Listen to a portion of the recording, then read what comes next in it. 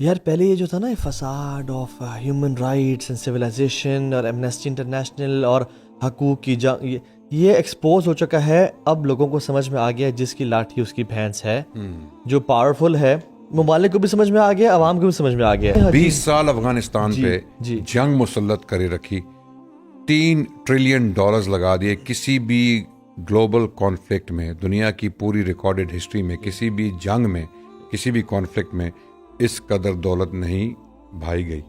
कि इस्लाम कितना इंसान को दलेर बनाता है, कितनी रेजिलियंस देता है, कितना तगड़ा बनाता है। और क्या दीन है ये कि बॉम्ब गिर रहे हैं और वो उनकी नमाजें भी अदा हो रही हैं, वो बच्चे भी अल्हम्दुलिल्लाह भी पढ़ रहे हैं। आपको किसी भी इस्लामी खित्ते में जो इस्लाम, जिसके ऊपर इस्लाम की हुकूमत है, जिस खित्ते पे इस्लाम का कानून नाफिज है, वहाँ पे एप्स्टीन आइलैंड आपको नजर नहीं आएगा।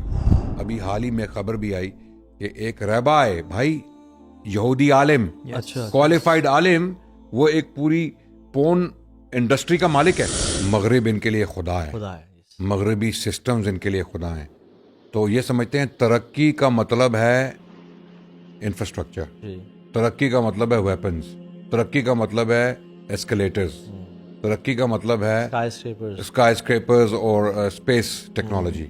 ओ भाई, किसने कहा तरक्की का ये मतलब है? तो ये सारी तमाम चीजें आपकी तबाही का भी सबब बन सकती हैं अगर आपका जो जिंदगी का नहीं, जो जिंदगी गुजारने का जो फलसफा है, अगर वो दुरुस्त नहीं है, अगर आप जहनी तौर पे और बुनियादी तौर पे एक किसी अखलाकी सिस्टम पर नहीं चल रहे, आपका कोई दीन नहीं है, आपकी कोई बाउंड्रीज नहीं है, तो ये सब तो तबाही का सबब है।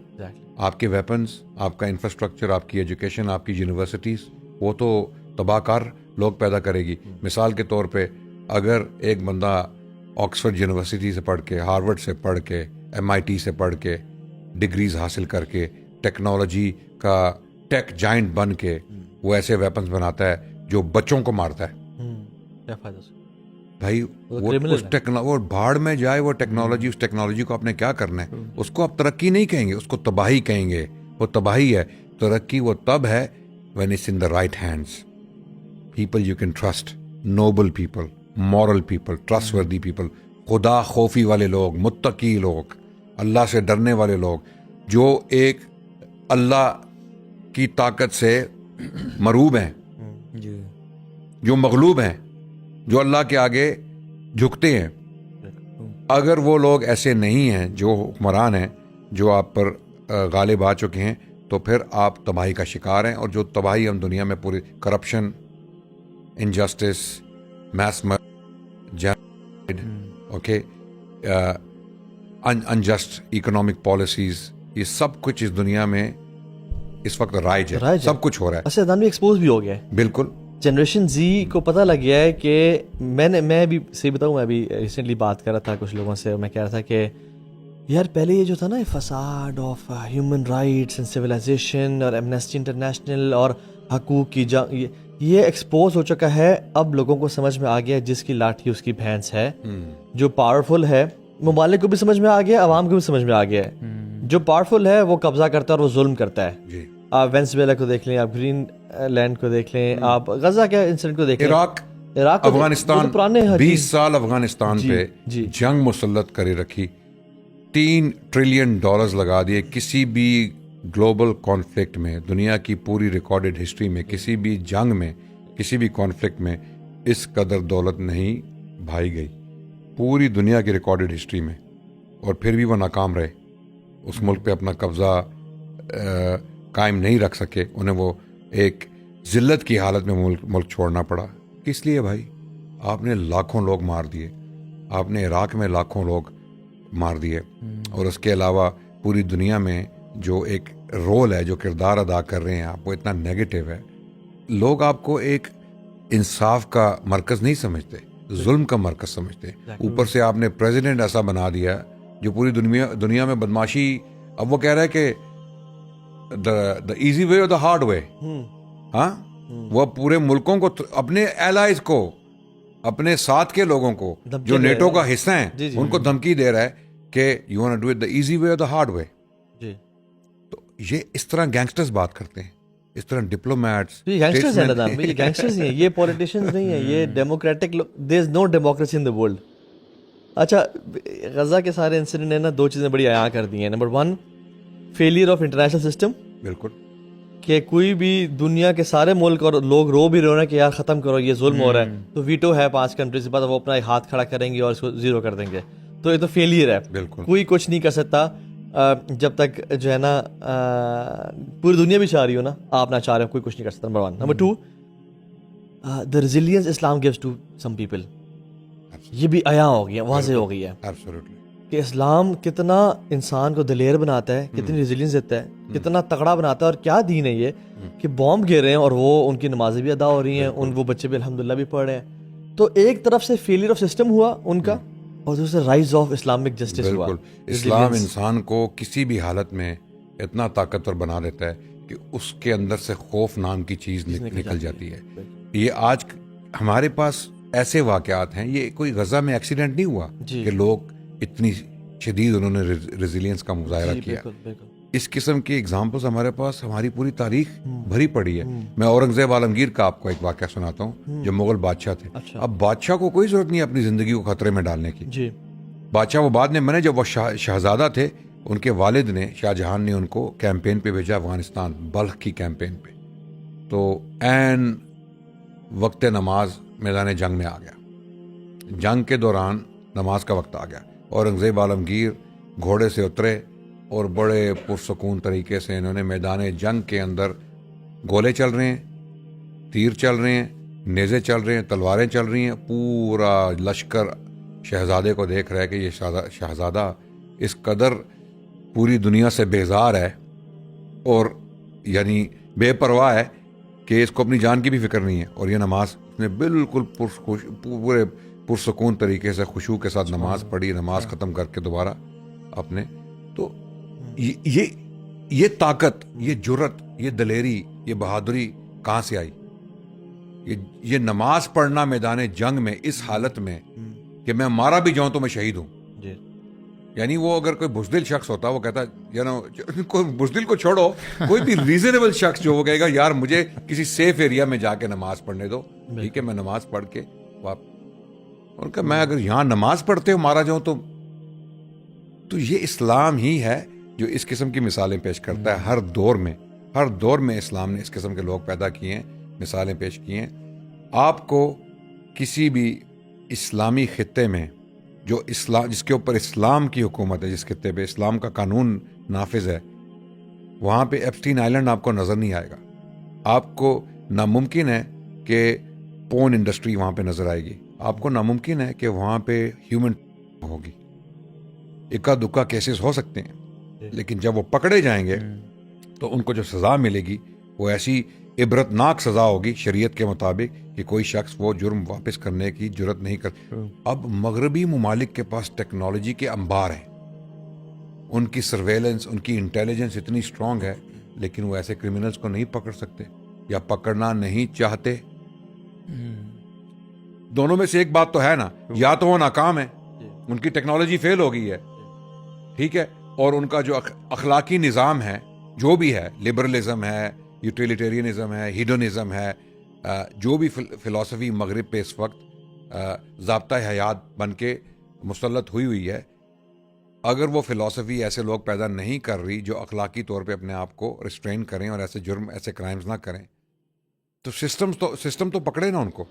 सिस्टम भी फेल हो गया, अखलाकियात भी फेल हो गई, ठीक है, या वो करना नहीं चाह रहे, या तो वो जान। आई थिंक सिस्टम है, टेक्नोलॉजी है उनके पास, लेकिन ऐसे लोगों को फिर वो पकड़ना नहीं चाहते।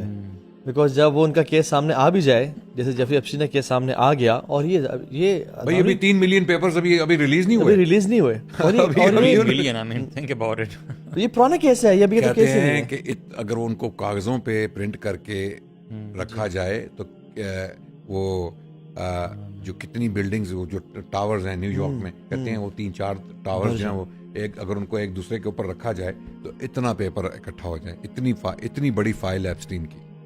यानी क्या क्या उसमें conversations, WhatsApp chats, emails, videos, pictures, ठीक है, फिर उसकी जो प्राइवेट जेट्स की फ्लाइट्स हैं। यानी ये बंदा अभी एक्टिव नहीं हुआ, ये अभी पकड़ा गया है, अभी सिर्फ पकड़ा गया है, और पकड़ा भी कैसे गया है कि अब इनके पास और कुछ चारा बच नहीं गया था, ठीक है, और फिर मिस्टीरियस सर्कमस्टांसेस में वो खुदकुशी कर लेता है, जिसके ऊपर अभी सवाल उठ रहे हैं, अमेरिकन उठा रहे हैं। बाय द वे, ये जितनी भी बातें हम कर रहे हैं, मैं क्लियर कर दूं, जो हमारी ऑडियंस है, नाजरीन के सामने मैं क्लियर कर दूं, ये हमारी बातें नहीं है, हम सिर्फ रिपीट कर रहे हैं जो अमेरिकन जर्नलिस्ट, अमेरिकन पॉडकास्टर्स, वो और प्रेस ने और जो प्रेस जो सब कुछ पब्लिश हो चुका है। हमने कोई भी बात अभी तक अपने से नहीं की जी।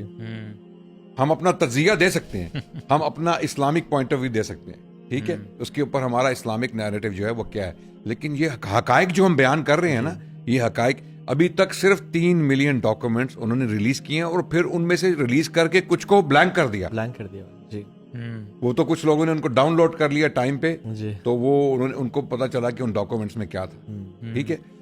अभी तक 3 मिलियन डॉक्यूमेंट्स रिलीज नहीं हुए, अब उनमें क्या है, वो क्यों रिलीज नहीं किए जा रहे। FBI जो अमेरिकन जो आपकी हमारी जो जिस तरह IB होती है, उनकी FBI है, उन्होंने अभी तक उसको रिलीज नहीं किया, क्यों नहीं किया, उसमें क्या छुपाया जा रहा है, किन लोगों के नाम आ रहे हैं। यानी यार आप अंदाजा लगाएं ताहा भाई, अली भाई, के टॉप बैरिस्टर्स के नाम आ रहे हैं, और इनमें से बहुत सारे लोग हैं बाय द वे, लॉबी का जो हिस्सा US में थे, यही लोग अपने साथ पॉलिटिशियंस को मिला के इस आइलैंड पे लाते थे, उनको घेर के, जिसको हम कहते हैं घेर के किसी को लाना, बहला फुसला के कि आ जाओ यार अयाशी करवाएंगे आपको, आ जाओ, ये दुनिया ही और है, यानी जो भी है उनका जो भी सिलसिला सिस्टम था, उनको लाते थे आइलैंड पे, और फिर उनकी कॉम्प्रोमाइजिंग सिचुएशंस में वीडियोस, पिक्चर्स और ईमेल कॉरेस्पॉन्डेंस भी। ये लॉरेंस क्राउस का आपने भी जिक्र किया, साइंटिस्ट है भाई, तुम्हारा वहां क्या काम है जी। तुम साइंटिस्ट हो, फिजिसिस्ट हो,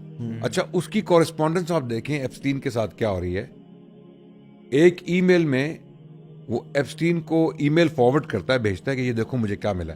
एक कोई मुसलमान लड़का था जिसको अपने दीन पे डाउट थे, तो वो लॉरेंस क्राउस को कह रहा था कि भाई मैं अपने दीन के बारे में मैं मुतमईन नहीं था, तुम्हारी वजह से मैं अपने दीन से आज़ाद हो गया, मैं मुसलमान घराने में पैदा हुआ था, मेरा घराना भी ट्रेडिशनल था, मेरा बाप भी बड़ा अच्छा आदमी था, लेकिन मैं दीन की तरफ से मुझे कुछ शुबहात थे, तुमने वो मेरे शुबहात दूर कर दिए, यानी मैं एथीस्ट हो गया, मैं दीन को छोड़ गया, मैं बेदीन हो गया।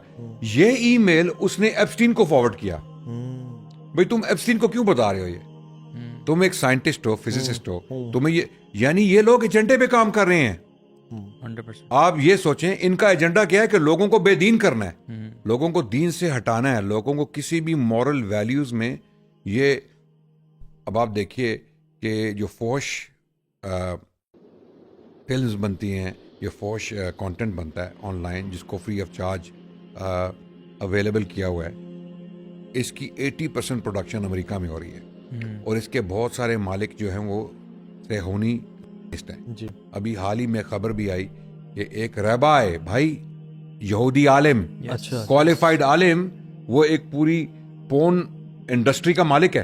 अच्छा, जी हाँ, उसका तो के शो पे भी आया था, पैट्रिक डेविड की पॉडकास्ट पे उसका इंटरव्यू हुआ है कि भाई ये तुम रबाय हो, तुम कैसे ये काम कर सकते हो? कहता है भाई मेरे दीन में बिल्कुल जायज है, मुझे कोई रोक टोक नहीं है। और जब दीन में आप जाएंगे तो फिर वहां पे जो चीजें निकलेंगी ना, जो तलमुद में जो लिखा हुआ है, जो इनकी किताबों में लिखा हुआ है, वो हैरान कुन है।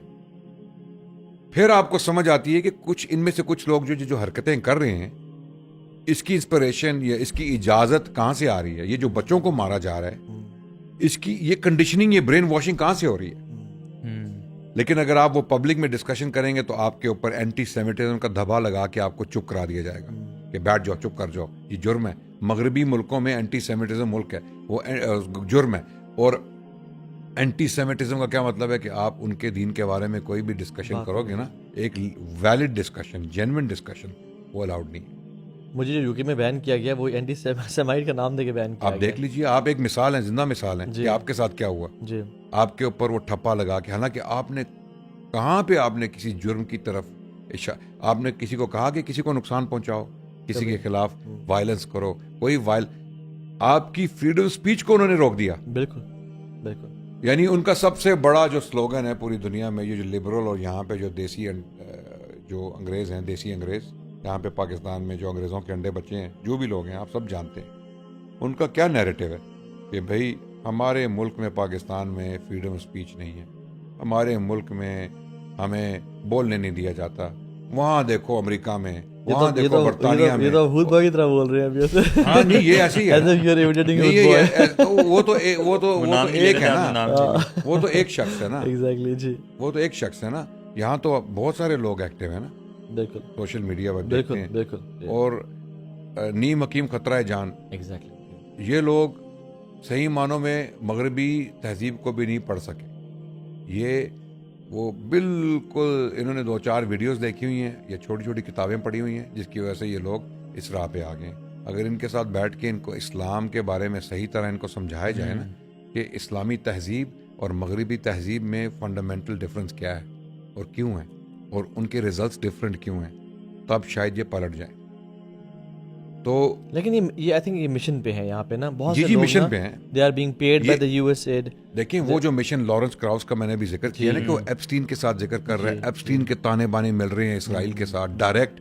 Ehud Barak x Israeli prime minister उसके आइलैंड पे आया हुआ है, उसका बेस्ट फ्रेंड है, और एक दफा नहीं आया, रिपीटेडली आ रहा है, उसके आइलैंड पे आई जा रहा है।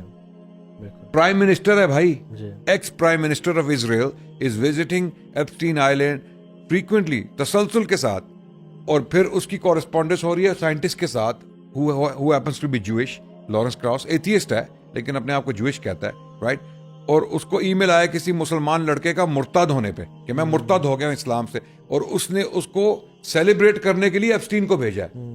तो ये ताने वाने आप देख लेना कहाँ से लाइनें जुड़ रही हैं। और फिर जहाँ यहाँ पे जो लोग इस्लाम से लोगों को बेजार करने की कोशिश कर रहे हैं, खुलेआम नहीं करते, ये मुनाफिक लोग हैं। ये खुल के इस्लाम की मुखालिफत यहाँ इस मुसलमान मुल्क में नहीं करेंगे। ये वो कहते हैं ना अंडर द टेबल काम करते हैं, किसी तरीके से लोगों के दिलों में शुबहात पैदा करते हैं। इस्लामी मुआशरे, इस्लामी अक़दार, इस्लामी कवानीन के बारे में उल्टी सीधी बातें करते हैं। मौलवी को सामने रख के असल हदफ उनका इस्लाम होता है, ठीक है। तो ये एक एजेंडे की कार्रवाई जो है ना वो सेम है जी। फिजिसिस्ट बन जाओ, कोई रिसर्चेस प्रोड्यूस ना करो, इस्लाम पे कमेंट्री करो और बात करो, MIT से डिग्री ले लो। हाँ, वो तो हमारे पास भी है। और यहाँ पे जो है ना हमारे पास वो डिग्रीज हैं अल्हम्दुलिल्लाह। हम भी वो हम भी पढ़े हैं राह में अल्हम्दुलिल्लाह। ये जेफरी एप्स्टीन जो है ये तो पपेट था, right? We need to understand this. ये एक बंदा नहीं था जो खुद ही किसी एजेंडा पे काम कर रहा था। इसका पपेटियर जो है वो आप समझते हैं कि लॉबी है पूरी, इसमें कोई शक ही नहीं है, शक रह ही नहीं गया। अब तो ये कंस्पिरेसी थ्योरी नहीं है, अब तो ये फैक्ट बेस्ड है। देखें, उसके सीधे सीधे इस्राएली एस्टैब्लिशमेंट के साथ मरासिम थे, ताल्लुकात थे, और तसलसल के साथ उसकी कम्युनिकेशन हो रही थी। वो बाकायदा रिपोर्ट भेजता था इसराइलियों को, इसराइली इंटेलिजेंस को। अभी वो नफ्ताली बेनेट जो है वो भी एक इसराइल का प्राइम मिनिस्टर रह चुका है। वो कहता है कि नहीं, हमारा कोई ताल्लुक नहीं था। लेकिन एहूद बराक जो है वो तो इसराइली इंटेलिजेंस का हेड था। मेरा तो यकीन इस बात पे ना बड़ा पक्का हो गया, स्पेशली जब से मैंने सुना ना कि ये गिलाफ काबा वाली जो भी चीज़ है वो भी है कि वो भी उसने मंगवाया वहाँ पे। हाँ जी। तो प्रॉब्ली ये सैटेनिक कल्चर जो है उसमें यही है ना कि तजलील करना और इन चीज़ों की। यानी क्या क्या उसमें conversations, WhatsApp chats, emails, videos, pictures, ठीक है। फिर उसकी जो प्राइवेट जेट्स की फ्लाइट्स हैं, यानी ये बंदा अभी एक्टिव नहीं हुआ, ये अभी पकड़ा गया है। अभी सिर्फ पकड़ा गया है, और पकड़ा भी कैसे गया है कि अब इनके पास और कुछ चारा बच नहीं गया था, ठीक है। और फिर मिस्टीरियस सर्कमस्टांसेस में वो खुदकुशी कर लेता है, जिसके ऊपर अभी सवाल उठ रहे हैं, अमेरिकन उठा रहे हैं। बाय द वे, ये जितनी भी बातें हम कर रहे हैं, मैं क्लियर कर दूं, जो हमारी ऑडियंस है, नाजरीन के सामने मैं क्लियर कर दूं, ये हमारी बातें नहीं है। हम सिर्फ रिपीट कर रहे हैं जो अमेरिकन जर्नलिस्ट, अमेरिकन पॉडकास्टर्स, वो और प्रेस ने और जो प्रेस जो सब कुछ पब्लिश हो चुका है। हमने कोई भी बात अभी तक अपने से नहीं की जी। हम अपना तज्जिया दे सकते हैं, हम अपना इस्लामिक पॉइंट ऑफ व्यू दे सकते हैं, ठीक है। उसके ऊपर हमारा इस्लामिक नैरेटिव जो है वो क्या है। लेकिन ये हकायक जो हम बयान कर रहे हैं ना, ये हकायक अभी तक सिर्फ 3 मिलियन डॉक्यूमेंट्स उन्होंने रिलीज किए हैं, और फिर उनमें से रिलीज करके कुछ को ब्लैंक कर दिया जी। वो तो कुछ लोगों ने उनको डाउनलोड कर लिया टाइम पे, तो वो उनको पता चला कि उन डॉक्यूमेंट्स में क्या था, ठीक है। अभी तक 3 मिलियन डॉक्यूमेंट्स रिलीज नहीं हुए। अब उनमें क्या है, वो क्यों रिलीज नहीं किए जा रहे, FBI जो अमेरिकन जो आपकी हमारी जो जिस तरह आईबी होती है, उनकी एफबीआई है, उन्होंने अभी तक उसको रिलीज नहीं किया। क्यों नहीं किया? उसमें क्या छुपाया जा रहा है? किन लोगों के नाम आ रहे हैं? यानी यार आप अंदाजा लगाएं ताहा भाई, अली भाई, के टॉप बैरिस्टर्स के नाम आ रहे हैं और इनमें से बहुत सारे लोग हैं भाई। तो लॉबी का जो हिस्सा यूएस में थे, यही लोग अपने साथ पॉलिटिशियंस को मिला के इस आइलैंड पे लाते थे, उनको घेर के, जिसको हम कहते हैं घेर के किसी को लाना, बहला फुसला के कि आ जाओ यार अयाशी करवाएंगे आपको, आ जाओ, ये दुनिया ही और है। यानी जो भी है उनका जो भी सिलसिला सिस्टम था, उनको लाते थे आइलैंड पे और फिर उनकी कॉम्प्रोमाइजिंग सिचुएशंस में वीडियोस, पिक्चर्स और ईमेल कॉरेस्पॉन्डेंस भी। ये लॉरेंस क्राउस का आपने भी जिक्र किया, साइंटिस्ट है भाई, तुम्हारा वहां क्या काम है? जी। तुम साइंटिस्ट हो, फिजिसिस्ट हो। अच्छा, उसकी कॉरेस्पॉन्डेंस आप देखें एप्स्टीन के साथ क्या हो रही है। एक ईमेल में वो एप्स्टीन को ईमेल फॉरवर्ड करता है, भेजता है कि ये देखो मुझे क्या मिला है। एक कोई मुसलमान लड़का था जिसको अपने दीन पे डाउट थे, तो वो लॉरेंस क्राउस को कह रहा था कि भाई मैं अपने दीन के बारे में मैं मुतमईन नहीं था, तुम्हारी वजह से मैं अपने दीन से आज़ाद हो गया। मैं मुसलमान घराने में पैदा हुआ था, मेरा घराना भी ट्रेडिशनल था, मेरा बाप भी बड़ा अच्छा आदमी था, लेकिन मैं दीन की तरफ से मुझे कुछ शुबहात थे, तुमने वो मेरे शुबहात दूर कर दिए, यानी मैं एथीस्ट हो गया, मैं दीन को छोड़ गया, मैं बेदीन हो गया। ये ईमेल उसने एप्स्टीन को फॉरवर्ड किया। भाई तुम एप्स्टीन को क्यों बता रहे हो ये? तुम एक साइंटिस्ट हो, फिजिसिस्ट हो, तुम्हें ये, यानी ये लोग एजेंडे पे काम कर रहे हैं। 100%। आप ये सोचें इनका एजेंडा क्या है कि लोगों को बेदीन करना है, लोगों को दीन से हटाना है, लोगों को किसी भी मॉरल वैल्यूज में ये। अब आप देखिए कि जो फोश फिल्म्स बनती हैं, ये फोश कंटेंट बनता है ऑनलाइन जिसको फ्री ऑफ चार्ज अवेलेबल किया हुआ है, इसकी 80% प्रोडक्शन अमेरिका में हो रही है और इसके बहुत सारे मालिक जो हैं वो सेहूनी हैं। जी। अच्छा, जी हाँ, उसका तो के शो पे भी आया था जो पैट्रिक बेट डेविड की पॉडकास्ट पे उसका इंटरव्यू हुआ है कि भाई ये तुम रहबा हो, तुम कैसे ये काम कर सकते हो? कहता है भाई मेरे दीन में बिल्कुल जायज़ है, मुझे कोई रोक टोक नहीं है। और जब दीन में आप जाएंगे तो फिर वहाँ पे जो चीज़ें निकलेंगी ना, जो तलमुद में जो लिखा हुआ है, जो इनकी किताबों में लिखा हुआ है, वो हैरान कुन है। फिर आपको समझ आती है कि कुछ इनमें से कुछ लोग जो हरकतें कर रहे हैं, इसकी इंस्पिरेशन या इसकी इजाजत कहाँ से आ रही है? ये जो बच्चों को मारा जा रहा है, इसकी ये कंडीशनिंग, ये ब्रेन वॉशिंग कहाँ से हो रही है? लेकिन अगर आप वो पब्लिक में डिस्कशन करेंगे तो आपके ऊपर एंटी सेमिटिज्म का धब्बा लगा के आपको चुप करा दिया जाएगा कि बैठ जाओ, चुप कर जाओ, ये जुर्म है। मगरबी मुल्कों में एंटी सेमिटिज्म मुल्क है, वो जुर्म है। और एंटी सेमिटिज्म का क्या मतलब है कि आप उनके दीन के बारे में कोई भी डिस्कशन करोगे ना, एक वैलिड डिस्कशन, जेन्युइन डिस्कशन, वो अलाउड नहीं है। मुझे जो यूके में बैन किया गया वो एंटी सेमाइट का नाम देके बैन किया आप देख लीजिए, आप एक मिसाल है, जिंदा मिसाल है कि आपके साथ क्या हुआ। जी। आपके ऊपर वो ठप्पा लगा के, हालांकि आपने कहाँ पे आपने किसी जुर्म की तरफ, आपने किसी को कहा कि किसी को नुकसान पहुंचाओ, किसी के खिलाफ वायलेंस करो, कोई आपकी फ्रीडम स्पीच को उन्होंने रोक दिया। बिल्कुल बिल्कुल। यानी उनका सबसे बड़ा जो स्लोगन है पूरी दुनिया में, ये जो लिबरल और यहाँ पे जो देसी जो अंग्रेज़ हैं, देसी अंग्रेज़ यहाँ पे पाकिस्तान में जो अंग्रेज़ों के अंडे बच्चे हैं, जो भी लोग हैं आप सब जानते हैं, उनका क्या नैरेटिव है कि भाई हमारे मुल्क में, पाकिस्तान में फ्रीडम स्पीच नहीं है, हमारे मुल्क में हमें बोलने नहीं दिया जाता। वहाँ देखो अमेरिका में, वहाँ देखो बर्तानिया में, ये तो भूत की तरह बोल रहे हैं अभी ऐसे। हाँ नहीं, ये ऐसी है, वो तो एक है ना, वो तो एक शख्स है ना। एग्जैक्टली जी, वो तो एक शख्स है ना। यहाँ तो बहुत सारे लोग एक्टिव है ना, बिल्कुल सोशल मीडिया पर देखते हैं, बिल्कुल। और नीम हकीम खतरा है जान, एग्जैक्टली। ये लोग सही मानों में मगरबी तहजीब को भी नहीं पढ़ सके। ये वो बिल्कुल, इन्होंने 2-4 वीडियोस देखी हुई हैं, ये छोटी छोटी किताबें पढ़ी हुई हैं, जिसकी वजह से ये लोग इस राह पे आ गए। अगर इनके साथ बैठ के इनको इस्लाम के बारे में सही तरह इनको समझाया जाए ना कि इस्लामी तहजीब और मगरबी तहजीब में फ़ंडामेंटल डिफरेंस क्या है और क्यों है, और उनके रिजल्ट्स डिफरेंट क्यों हैं, तब शायद ये पलट जाए। तो लेकिन ये आई थिंक ये मिशन पे है यहाँ पे ना, बहुत जी मिशन पे हैं, they are being paid by the US aid. देखिए वो जो मिशन लॉरेंस क्राउस का मैंने भी जिक्र किया ना कि वो एप्स्टीन के साथ जिक्र कर रहे हैं, एप्स्टीन के ताने बाने मिल रहे हैं इसराइल के साथ डायरेक्ट।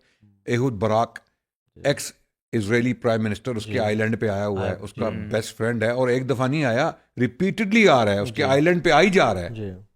प्राइम मिनिस्टर है भाई, ex prime minister of Israel is visiting Epstein island frequently, तसलसल के साथ, और फिर उसकी कॉरेस्पॉन्डेंस हो रही है साइंटिस्ट के साथ who happens to be Jewish, Lawrence cross atheist है लेकिन अपने आप को ज्यूइश कहता है, राइट? और उसको ईमेल आया किसी मुसलमान लड़के का मुर्तद होने पे कि मैं मुर्तद हो गया हूं इस्लाम से, और उसने उसको सेलिब्रेट करने के लिए एप्स्टीन को भेजा है। तो ये ताने बाने आप देख लेना कहाँ से लाइनें जुड़ रही हैं। और फिर जहाँ यहाँ पे जो लोग इस्लाम से लोगों को बेजार करने की कोशिश कर रहे हैं,